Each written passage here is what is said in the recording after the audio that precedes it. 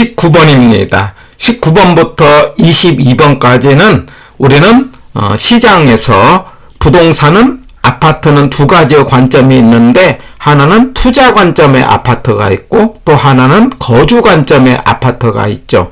투자 관점에서의 시장을 효율적 시장이라고 한다면은 거주 입장에서의 시장을 우리는 서비스 시장이다 이렇게 말할 수 있어요. 이걸 우리는 주택 시장 이렇게 이야기합니다. 그럴 때 여기는 거주한다는 것은 주거 서비스를 받는다 이렇게 이해를 해요. 주거 서비스를 받는다. 그러면 서비스를 받으려는 주택이 있어야 돼요. 그래서 이 주택과 주거 서비스의 관계를 이해를 하자. 우리가 눈에 보이는 주택이라는 건 눈에 보인다는 것은 물리적이라고 표현하죠. 그리고 물리적인 주택이라는 건 다 다르다는 거예요.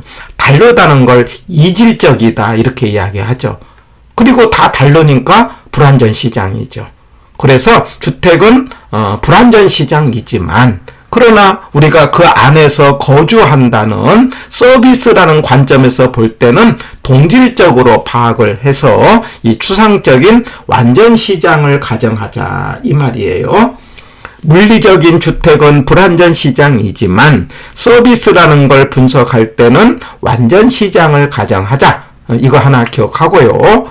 그 다음에 두 번째는요. 그런 시장을 통해서 내가 필요한 서비스를 받는다는 것을 수요라고 하죠. 그러니까 우리가 수요라는 것은 뭐냐면 내가 돈을 주고 물건을 샀으면서 나의 욕망을 채운다. 수요가 뭐냐? 사겠다라는 거예요. 사서 뭐 하려고 하느냐? 욕망을 채우는 거죠. 바로 이게 시장이죠. 그런데 이거는 시장에서 가능하고 그러면 서비스를 받으려면 살만한 돈이 있어야 되지 않습니까? 그거는 유효 수요가 있어야 돼요. 그렇기 때문에 이건 중산층이 왜 주택이라는 건 상당한 대가가 나가기 때문에 중산층이 가능하고 이렇게 말하자면은 돈을 통해서 물건을 나눠 쓰는 이유는 효율성을 위해서 한다. 이렇게 이해하십니까? 그래서 수요는 욕망을 추구하고 어디에서? 시장에서 누구를 대상으로? 중산층을 대상으로 그렇게 하는 이유는 효율성을 위해서 하는 거다. 그러니까 효율성이라는 건 낭비를 줄이기 위해서 중간에 돈이라는 걸 매개로 해서 물건을 나눠 쓰는 거죠. 자, 그러다 보니 돈이 없는 사람은 최소한의 인간의 필요를 채울 수 없다는 거죠. 그래서 이 필요를 채우는 것을 소요라는 말로 이야기를 해요. 이건 누가 해야 되느냐? 정부가 정책을 통해서 서민들을 위해서 형평성을 위해서 한다. 그래서 이 소요 내용은 다음 편에서 하게 된 정책과 연관해서 생각해 볼 수가 있죠. 자, 그런데 지금 우리는 시장이라는 파트를 하고 있어요. 시장이라는 것은 뭡니까? 돈을 내고 그리고 거기에 상응해서 물건을 나눠 쓰는 사회를 시장의 원리라고 하는 거죠. 그래서 시장의 원리, 시장의 결과 같은 말이에요. 그러면 이때에 돈에 따라서 제가 돈을 소득이라고 해요. 소득에 따라서 물건을 나눠 쓰는데 우리는 이걸 분석하기 위해서 주택을 고가주택과 저가주택으로 구분을 해요. 이렇게 고가와 저가로 구분하는 이유는 여기서는 우리가 시장을 분석하는 것이 정량적 분석이라는 말과 정성적 분석이라는 말이 있어요. 자, 그런데 부동산 시장은 우리가 여기서 분석하는 수요 공급은요, 정량적 분석이 양만 분석한다라는 거예요. 그래서 고가주택이라는 것을 어떻게 이해하느냐? 서비스 양이 많은 걸 고가주택, 서비스 양이 적은 걸 저가주택 이렇게 하고 만약에 시험 문제 한번 나온 적이 있는데 정성적 분석이다. 그럼 무조건 틀리고 정량적 분석인데 바로 이런 서비스 양이 많은 고가주택은 돈이 많은 고소득자가 그 다음에 서비스 양이 적은 저가주택은 돈이 적은 저소득자가 자, 이렇게 소득에 맞게 물건을 나눠 쓰는 걸 시장의 원리, 시장의 결과라고 한다. 이렇게 이해하시면 돼요. 자, 그런데 여기서 이 불량주택이라는 문제가 나와요. 그래서 불량주택이라는 것은 소득이 없는 자가 거주하는 곳을 불량주택이라고 해요. 그러니까 소득에 맞게 물건을 나눠 쓰다 보니 고가는 고소득자가, 저가는 저소득자가, 소득이 없는 자는 불량주택을 소비하게 돼서, 그러면 불량주택이 생기는 것은 시장의 결과다. 말하자면 실패가 아니다, 이렇게 하자는 거예요. 그러면 왜 불량주택이 생겼어요? 소득이 없었어요. 그러면 나중에 불량주택 문제를 해결하기 위해서는 소득을 올려줘라. 그래서 보조금 정책과 연관해서 우리 정책편에서 한번 생각해 볼 수 있어요. 자, 이렇게 시장을 통해서 시장의 원리로 주택을 서비스하면서 나눠 쓰고 있는데, 여기서 어떤 문제가 생기느냐, 여고라는 현상이 생겨요. 처음에 고가주택에서 고소득자가 살았어요. 그런데 이 주택이라는 게 시간이 가면서 낡아지잖아요. 그래서 고가주택이 저가로 변해갑니다. 이렇게 변해갈 때 거기에 살던 사람이 바뀌는 걸 하향여과 그럽니다. 우리가 문제를 풀 때는 고가주택에서는 하향만 생기는 거예요. 그런데 반대 현상이 생겨요. 저가주택이 고가로 갈 수도 있어요. 우리가 잘 아는 재개발, 재건축을 통해 갖고 고가주택으로 가면은 여기서 사람이 바뀌는 현상이 생기는데 상향여과다. 그러니까 고가에서 주택을 갖고 생각하는 거예요. 고가에서 저가로 갈 때 이게 하향이 생기고, 저가에서 고가로 갈 때 상향이 생긴다. 말하자면 주택은 가만히 있는데 사람이 바뀌죠. 뭐에 따라? 소득에 따라. 그래서 여과는 하향이 있고 상향이 있다. 이렇게 기억을 하는 거예요. 자, 이렇게 해서 이제 소득에 따라 우리가 이제 물건을 나눠 쓰고 있어요. 자, 그러는 과정에 자연스럽게 주거분리라는 게 생긴다는 거예요. 그러면 주거분리라는 게 뭐냐? 고가 주거지역과 저가 주거지역이 이렇게 떨어지는 현상. 다시요. 주거분리는 고가 주거지역과 저가 주거지역이 분리되는 것을 주거분리라고 하는 거예요. 나중에 저 8편에 가서 직주분리라는 말이 나오게 될 거예요. 그럼 직주분리는 직장과 주택이 분리되는 걸 직주분리라고 해요. 자, 그런데 주거분리는 고가 주거지역과 저가 주거지역이 떨어지는데, 이유는요, 간단합니다. 고가 주거지역은요, 이제 여기를 고가라고 하고 여기를 저가라고 하는데, 고가는요 그 주변에게 집값을 올라가도록 하죠. 그럴 정의 의부 효과가 생겼다, 그렇게 이야기합니다. 그 다음에 저가 지역은요 주변에 집값을 떨어뜨리도록 합니다. 이걸 부의 의부 효과가 생긴다, 이렇게 이야기를 해요. 그러면 사람들이 이제 좋은 집 쪽으로 자꾸 가려고 하죠. 집값이 올라가니까. 그러면서 정의 의부 효과는 자꾸 가려고 하고, 그 다음에 이제 부의 의부 효과는 피하려고 하면서 자연스럽게 고가 주거지역과 저가 주거지역이 이렇게 떨어지는 현상이 생긴다. 자, 그런데 이런 주거분리는 말하자면 인근에도 있고 도시 전체적으로도 생기더라, 이런 이야기예요. 자, 그런데 자, 이 과정에서 사람들이 어떤 식으로 주거를 나눠 쓰는가 봤더니, 자, 이 전체는 고가고 이 전체는 저가인데, 자, 이 중간에 경계선이 있어요.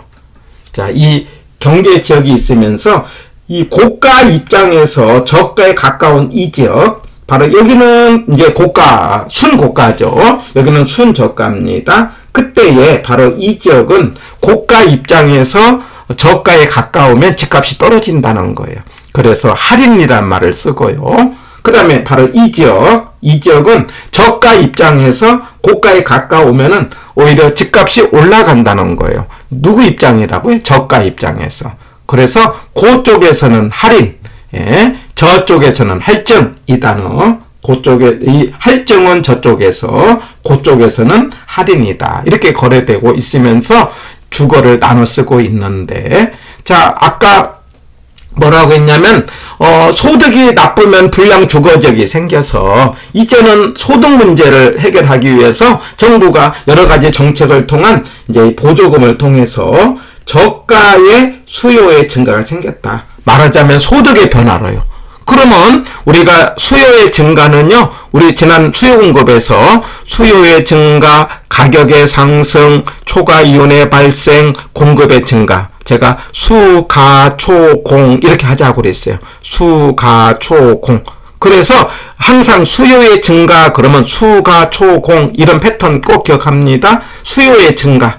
그러면 가격의 상승이에요. 저가에 말하자면 가격이 올라가요. 그 다음에 저가에 갖고 있는 사람 입장에서는 초과인이 생겨요. 그러면 저가의 공급을 늘리려고 하는데 여기서 아셔야 될 것은 저가의 공급은 바로 이 고가의 이 할인 지역에서 공급이 생긴다라는 거예요. 그래가지고 바로 이런 할인 지역에 어떤 일이 생기느냐 하면은 이제 저가의 수요가 많아지면서 저가 물량이 딸리니까 바로 이 지역에 사람들이 집을 사러 들어간다는 거예요. 이걸 침입이라고 합니다. 제가 침입 그러면 이거 한 번만 딱 이해를 합니다. 침입 다음에 경쟁이라는 말이 있고요.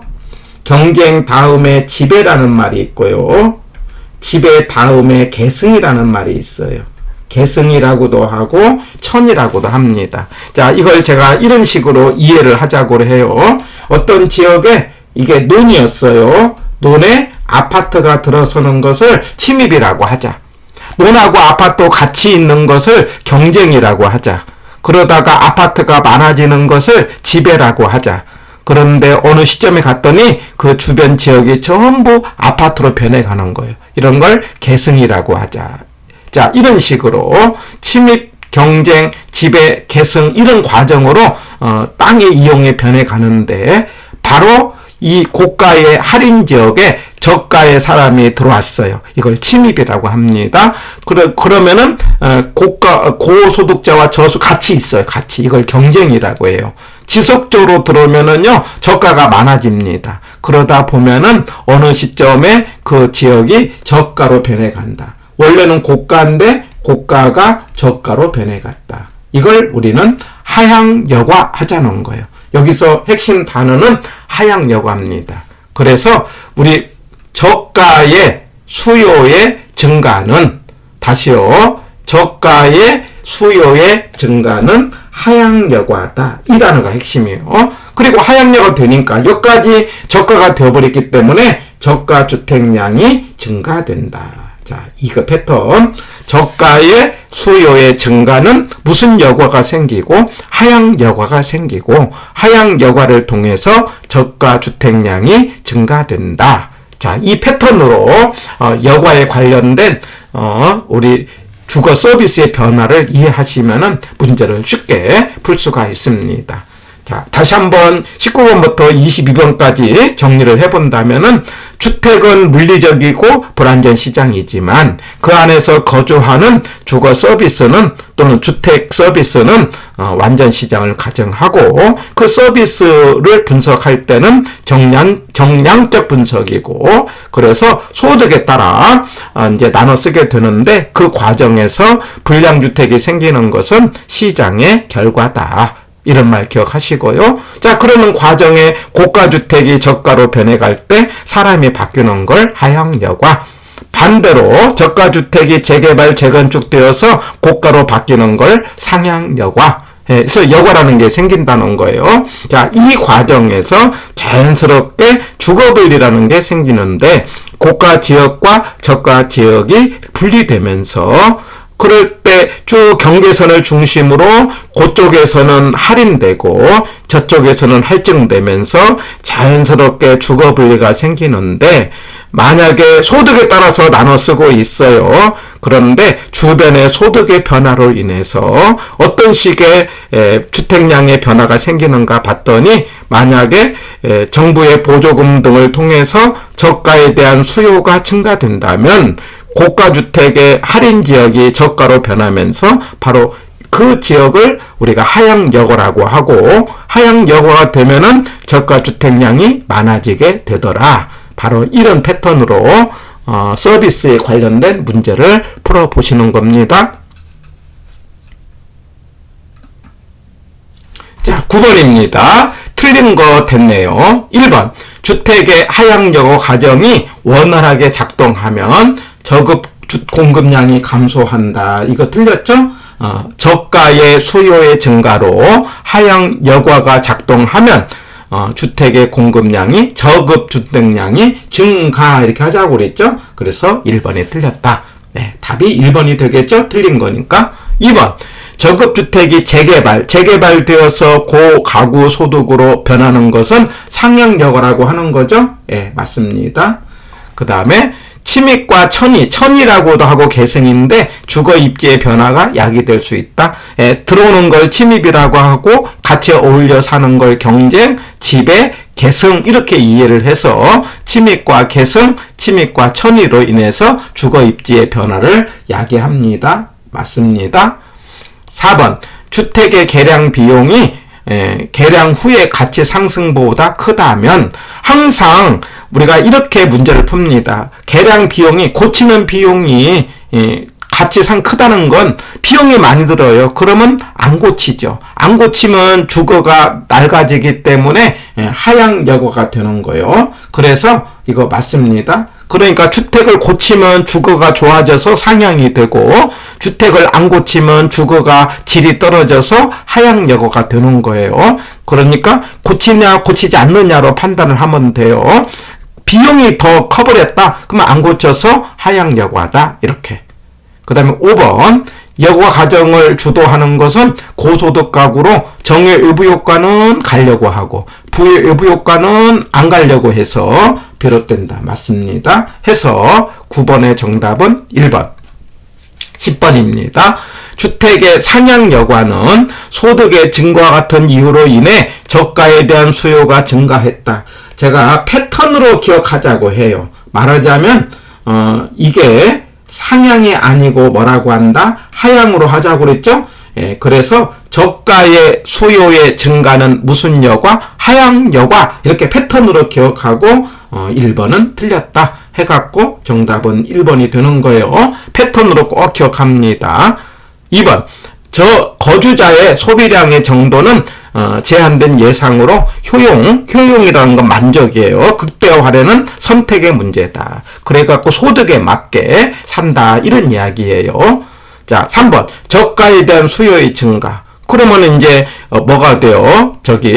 가격이 올라가고 그다음에 초과 수요가 생기고 그리고 임대료도 올라간다. 이렇게 말할 수 있죠. 수요의 증가 그러면 수가 초공 수요의 증가 가격의 상승 초과이윤의 발생 공급의 증가. 항상 수요의 증가 그러면 수가 초공 꼭 기억합니다. 수가 초공 수요의 증가 가격의 상승, 초과이윤의 발생, 공급의 증가인데 수가 초까지는 단기죠. 공급의 증가는 장기죠. 이런 패턴 꼭 기억합니다. 3번은 맞는 거.